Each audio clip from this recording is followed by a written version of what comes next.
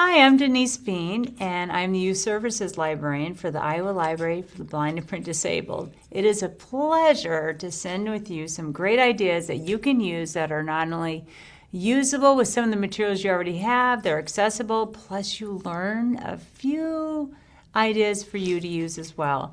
So let's get started. Today it's all around the Molten. We're going to do an activity. It's called Molten Clay Rock Mosaic. It ties into what we did for programming, but not only mix a little science into the learning, but a lot of accessibility. And also with this activity, I want to mention, tie in a story about this activity, make it an adventure. Add in, close your eyes and imagine the hottest day ever while they do this or prep them for it. There's a lot of mystery involved with how you envision it in your mind before you get started. You can almost feel the heat as you go along. All right, Kate, take us away and tell us about this activity. All right, thanks, Denise.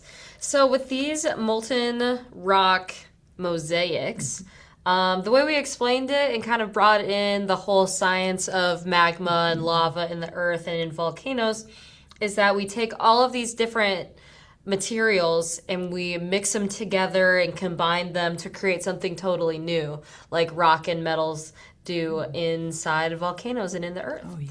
So to do it, we had some very simple materials. So we used some air dry clay, preferably with lots of bright contrasting colors. The ones we used were Crayola. They were small colored packets, about an ounce each in size, but they were just enough to create a cool little art piece. And then we used 5 or however many you'd like little rocks. So we prefer to use and recommend you use the larger or smaller flat shaped rocks because they stick into the clay easier. But really any size or shape rock will do. You just kind of have to prepare for which way they're going to weigh down the clay and so on. But the kids or whoever is making this can do the clay and rocks any way that they'd like. I made 2 different bowls. This one's more of a dish. But I took the clay pieces, smushed them together with my hands. Some people like to put all the colors into stripes and connect them that way to keep the colors more distinct. Or you can go the molten lava route and mix everything together so all the colors combine and kind of tie-dye themselves into each other. A good tip is that as you are combining your colors and in your clay, it's good to keep in mind that how combined you want your colors to be. So if you want them to be more combined, a little bit more blended, kind of like this area is or the bottom is, you can mix the clay together more and kind of fold them together. Or if you want to keep them more distinct, like this corner, where you can really see each individual color, then you won't want to mix them around quite as many times.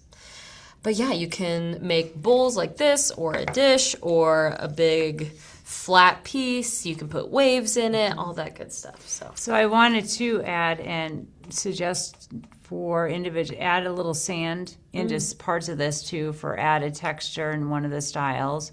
Let them decide. They could add, there's a lot of, even with your different spices, you can add a different spice in here. You can do potpourri in this one in one style and then mix it in. Let them decide. It's their own creation. There's no wrong or right way to do any of this. And I do, like Kate said, contrasting colors are key. And the materials that are used with the flat rocks do well too. Temperature changes constantly and you tie it into just a little bit of science. So easy to do, goes fast, and yeah, anybody can do it with any type of disability. They can make it work. So we look forward to more of these coming out your direction. They can be found on the iowalibrary.blog.